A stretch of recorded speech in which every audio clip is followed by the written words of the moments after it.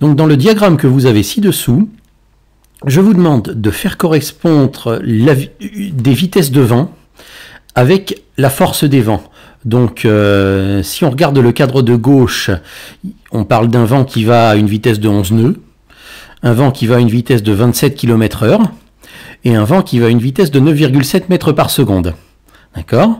Et moi je vous demande lequel de ces vents est de force 3, lequel est de force 4 et lequel est de force 5. Bon, avant toute chose, un vent c'est un déplacement d'air. Et si c'est un déplacement d'air, comme tout déplacement il a une vitesse, donc c'est normal qu'on s'intéresse à la vitesse des vents, ça nous aide à mesurer, à faire des études sur les tempêtes, les ouragans, sur la météorologie en général. Voilà, donc ça c'est une chose. Autre chose, évidemment, nous, on va supposer, ce qui est bien naturel et ce qui est vrai, que la force des vents est en fonction de leur vitesse, c'est-à-dire que le vent le plus fort, c'est celui qui va le plus vite. Et en fait, donc, tout ce que je vous demande là, c'est de classer ces trois vitesses de vent par ordre croissant. Hein, le vent le plus lent sera de force 3, le vent le plus rapide sera de force 5, voilà, ça c'est intuitivement, c'est vrai et ce sera ça qu'on va faire. Hein. Et évidemment, je vous ai donné trois unités de mesure différentes, le nœud, le kilomètre-heure et le mètre-seconde, parce qu'il va falloir convertir, hein, c'est à ça que je veux vous exercer, à convertir des unités de vitesse. C'est le but de cette vidéo, de revoir les conversions d'unités de vitesse. Donc pour classer des choses qui ne sont pas dans la même unité, il va falloir tout convertir dans une seule et même unité. Et quand on aura tout converti dans une seule et même unité, ben, il ne restera plus qu'à classer du plus petit au plus grand, et ça on sait le faire depuis longtemps. Un petit peu d'informations sur ces unités. Le nœud, c'est une unité de vitesse qui sert chez les marins, dans la marine. C'est une unité qui tire son nom du fait, je crois, qu'autrefois on la mesurait avec une espèce de petite planche à laquelle était accrochée une corde à nœud. Et on voyait à quelle vitesse les nœuds de la corde défilaient dans les mains des marins, mais je suis pas très sûr, mais il me semble que c'est ça. Et donc le nœud, c'est une mesure du vitesse du vent, et on vous dit dans l'énoncé qu'un nœud, c'est environ 1,852 km/h. On se sert aussi des nœuds pour mesurer les vitesses des bateaux. Voilà, donc 27 km/h, hein, ça veut dire que le vent parcourt 27 km en une heure, que la masse d'air se déplace de 27 km en une heure, et 9,7 mètres par seconde, la masse d'air se déplace de 9,7 mètres à chaque seconde. Hein, vous trouvez peut-être bizarre ces unités-là, telles qu'elles sont écrites ici.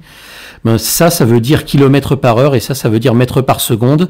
Vous avez peut-être plus l'habitude dans la vie courante de les voir écrites comme ça. Un kilomètre par heure écrit kilomètre avec une barre oblique et H pour les heures. Et mètre par seconde écrit comme ceci. Bon, en physique, en chimie, dans les matières scientifiques, on retrouve aussi beaucoup l'expression kilomètre multiplié par heure puissance moins 1 pour dire kilomètre par heure. Et donc pour s'exercer, on va se servir de cette notation-là, mais ça veut dire exactement la même chose que la notation que vous connaissez depuis longtemps, kilomètre par heure et mètre par seconde. Donc revenons à notre exercice. On a dit qu'il fallait tout convertir dans la même unité. Eh bien, de quelle unité est-il plus intelligent de se servir ? Comme on a dans l'énoncé une information qui nous aide à passer facilement des nœuds au kilomètre-heure, et que les mètres secondes, on va pouvoir assez facilement aussi passer au kilomètre-heure, ça va être plus intéressant pour nous de tout convertir en kilomètres par heure. Donc on va tout convertir en kilomètres par heure. Donc la première question qu'on va se demander, c'est 11 nœuds, combien ça fait de kilomètres par heure ? Sachant que 1 nœud représente 1,852 km par heure. Alors, quelle opération va-t-il falloir faire pour convertir 11 nœuds en km par heure ? Ben, 1 nœud, c'est 1 fois 1,852, donc 11 nœuds, ce sera 11 fois 1,852. Et 11 fois 1,852, combien ça fait ? Ben, ça, soit on peut le faire de tête, ou alors on peut le demander à la calculatrice. Donc voici notre calculatrice, et tapons 11 fois 1,852, donc 11 fois 1,852,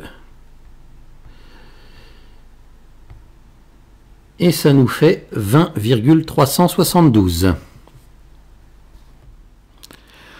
Donc 20,372, autrement dit, 11 nœuds, c'est 20,372 km par heure.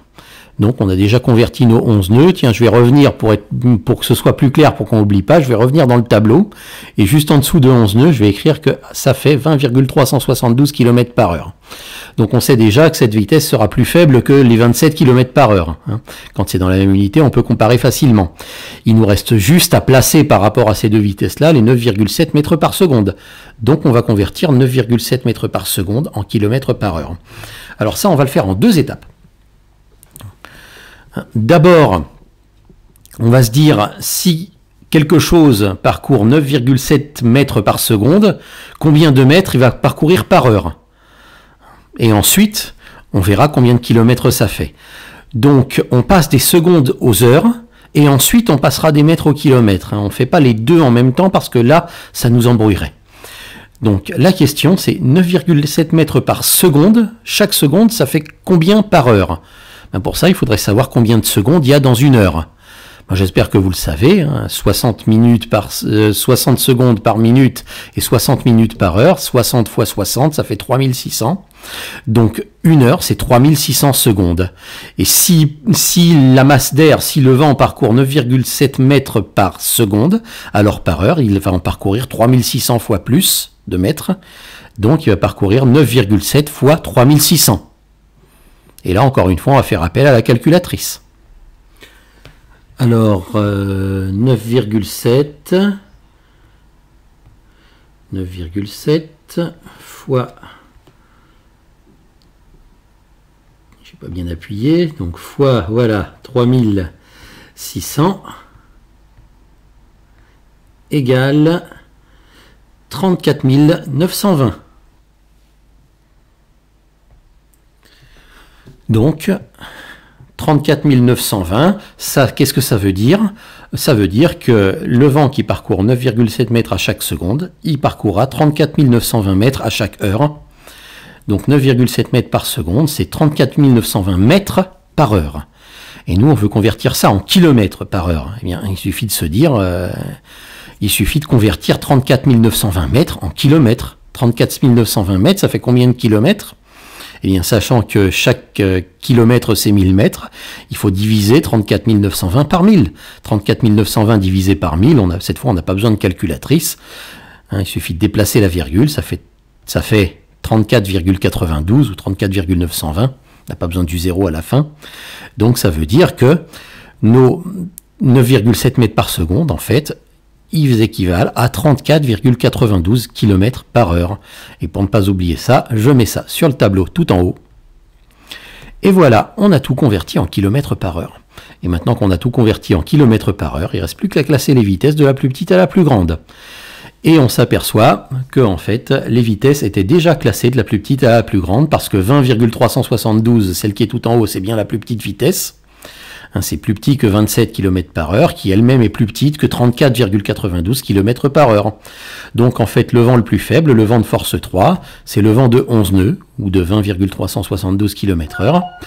Le vent de force 4, c'est le vent de 27 km heure, celui qui a une vitesse intermédiaire par rapport aux 3 que je vous donne.